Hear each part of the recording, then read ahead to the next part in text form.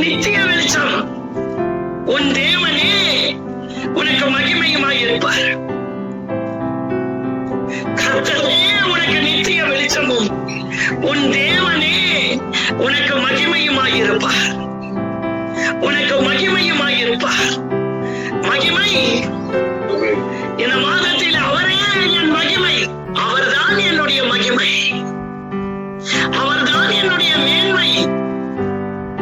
அவர்தான் என்னுடைய அடைக்கலம். அவர்தான் என்னுடைய இரட்சணிய கொம்பு. அவர்தான் என்னுடைய மேன்மை. இந்த மாதத்தில் அவரே என் மகிமை, அவரே என் வெளிச்சம். இந்த ரெண்டு உதிக்க ஆரம்பித்து விட்டார். என் வாழ்க்கையில் இருக்கிற எல்லா இருள்கள், இதுவரை நான் கடந்து வந்து கொண்டிருந்த கண்ணீர், இருள், டிப்ரெஷன், ஸ்ட்ரெஸ், எவ்வளவு நாள் இன்னும் அதுக்கே இடம் கொடுப்பீங்க?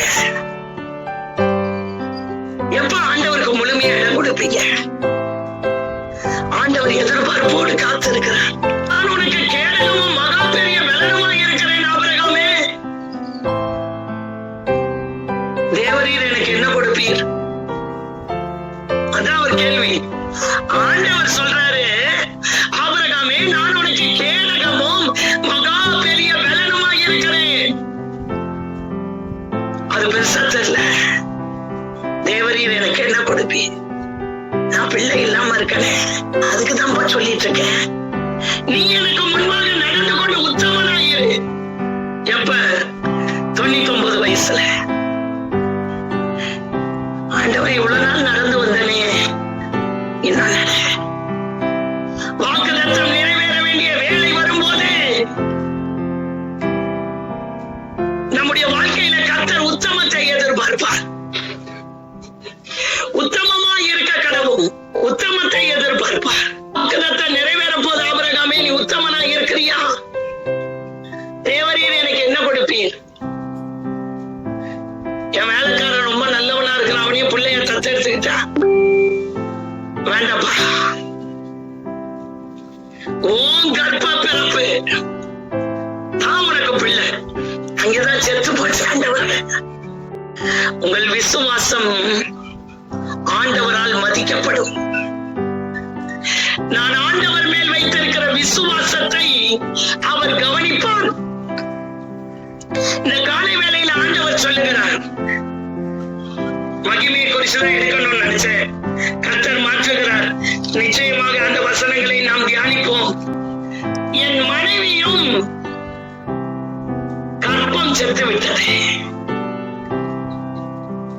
ஆள் சாகல் இல்ல, நல்ல கவனிக்கணும். இல்ல இல்ல, வசனம் இதுதான். நான் அதை சொல்லிட்டு இதுல வருவேன். அதை சொல்லிவிட்டு இந்த வசனத்துக்கு வரேன். ஆள் உயிரோட தானப்பா இருக்கு, ஆள் இல்லையா? சாரால் இருக்காளா இல்லையா? கேள்வி அதுதான் ஆண்டவருக்கு. சாரால் இருக்குது ஆண்டவரே, பிரயோஜனம் இல்லை, இதுக்கு மேல வேஸ்ட். சாரால் இன்னும் இப்பயா அப்பயான் இருக்கு, அதை பத்தி நீ பேசாத. நடக்குமா நடக்காதா என்று நீ சொல்லக்கூடாது, நடக்குமா நடக்காதா என்று நான் சொல்வேன். சொன்னதை செய்து முடிப்பேன், முடித்து தீரும் மட்டும் கைவிட மாட்டேன். ஆள் இருக்குல்ல, சாரால் இருக்காளா இல்லையா? கர்ப்பம் செத்துச்சு, கர்ப்பம் போச்சு, இதெல்லாம் நீ பேசக்கூடாது. அப்பா இது நடக்காதுப்பா அப்படின்னு நீ டிசைட் பண்ணக்கூடாது ஆபிரகாமே. அந்த சாராளுக்கு தான் புள்ள பறக்கும். ஐயோ நான் என்ன சொல்றேனே ஆண்டவருக்கும் புரிய மாட்டேங்குதேப்பா. அவர் முடியா, நான் முடியாதுங்கிற, அவர் முடியும் முடியும் முடியும் முடியும் முடியும் முடியும் முடியுங்கிற. அவருக்கு ஏதாவது கடினமா இருக்குமா? கணவனை மாற்றுகிறது கடினமா? கர்ப்பத்தை தொடுகிறது கடினமா? ஆள் உயிரோட இருக்குல்ல, சாராலே இல்லைனாதான் பிரச்சனை ஆபிரகாமே. சாரால் இருக்காளா இல்லையா? இருக்காள்ப்பா. ஆனா பிரயோஜனம் இல்லப்பா, அதை பத்தி நீ சொல்லப்படாது. என் ஆண்டவர்கிட்ட போய், ஆண்டவரே செத்து போய் 4 நாள் ஆச்சு ஆண்டவரே,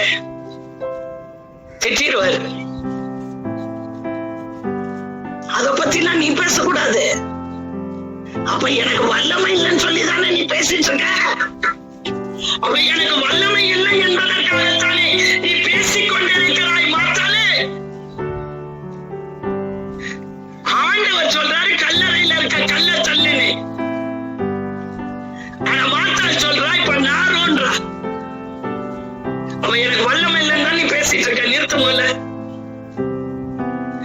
விசுவாசிக்க. முடிஞ்சதுல விசுவாசிக்க முடியாதுப்பா. அப்ப முடிஞ்சு போச்சுப்பா, காரியம் முடிஞ்சிருச்சுப்பா. ஆனா விசுவாசிக்க முடியாதுப்பா. அதை பத்தி நீ சொல்லாத. ஆள் உயிரோட இருக்குல்ல.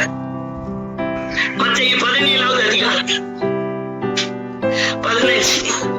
ஆண்டவரே என் மகனுக்கு 15 என் மகனுக்கு இறங்கும். ஆண்டவரே என் மகனுக்கு இறங்கும். ஆண்டவரே எனக்கு இறங்கும். ஆண்டவரே என் கணவனுக்கு இறங்கும். ஆண்டவரே என் பிள்ளைக்கு இறங்கும். ஆண்டவரே என் மகனுக்கு இறங்கும். இங்க ஒரு பிரச்சனை.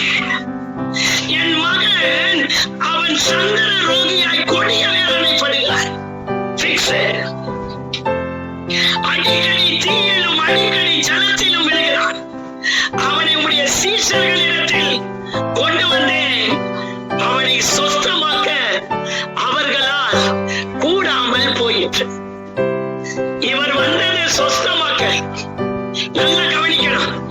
நேரம் போய்விட்டதினால் வேகமாய் சொல்லுகிறேன். இந்த தகப்பன் வந்தது என் பிள்ளைக்கு சுகம் கிடைக்கணும். அந்த இடத்தில் ஆண்டவர் இல்லை, சீடர்கள் இருக்கிறார்கள்.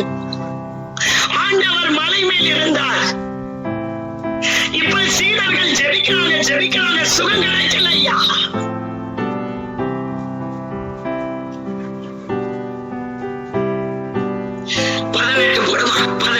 சொல்றேன்.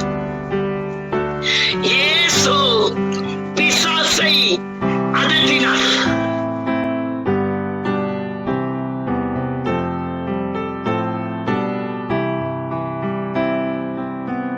இங்க 18ல இயேசு பிசாசை அகற்றினார்.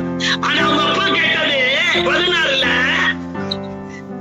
இவனை சொஸ்தமாக்க உம்முடைய சீஷர்களால் கூடாமல் போயிற்று. சுகம் வேணும் தான் வராது. ஆனா ஆண்டவர் செய்தது பேய வரற்றல்.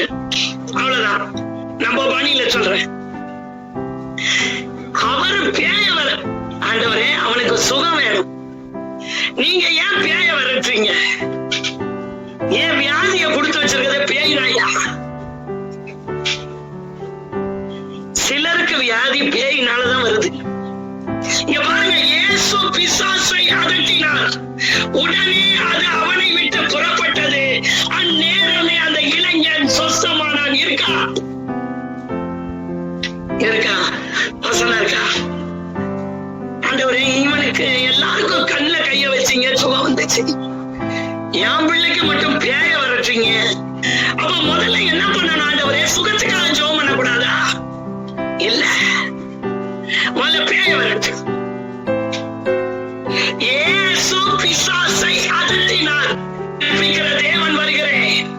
உயிர்ப்பிக்கிற தேவன் வருவார். என் ஆண்டவர் வருவார், வருவார், வருவார். இயேசுவின் நாமத்தில் ஜெபிக்கிறேன்.